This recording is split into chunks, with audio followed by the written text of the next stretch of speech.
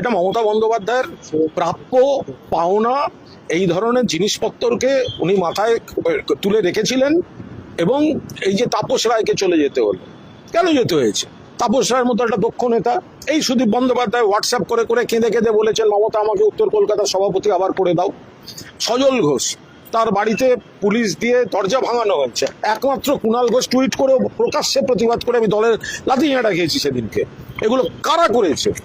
এই ওখানকার যারা এইসব লোকজন।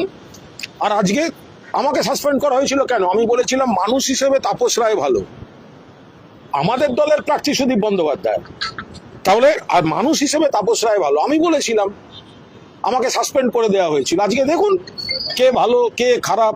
আর ও তো দুদিন আগে আমায় ফোন করেছিল, মমতার বাড়িতে সিআইডি গেছে, তুমি কোথায়? মমতা বন্দ্যোপাধ্যায়ের বাড়ি এখানে, বললো নয়না যাচ্ছে। মমতা বন্দ্যোপাধ্যায় বিশ্বাস করেছেন, আমাদের অনেকের আপত্তি না শুনেও তিনি যে আস্থা রেখেছেন, পদ দিয়েছেন, তো বিশ্বাস করি দেয়। আবার সুদীপ বন্দ্যোপাধ্যায় যাওয়া মানে তো buy one get one free. BJP marketing এ তো বিরাট সাকসেস। মানে শুধু সুদীপ বন্দ্যোপাধ্যায় একটা পরচুলো হলো, একটা ওরকম একটা অদ্ভুত টাইপের লোক পাওয়া গেল তাই নয়, তার সঙ্গে একটা ভ্রাম্যমান বিউটি পার্লার পাওয়া যাবে।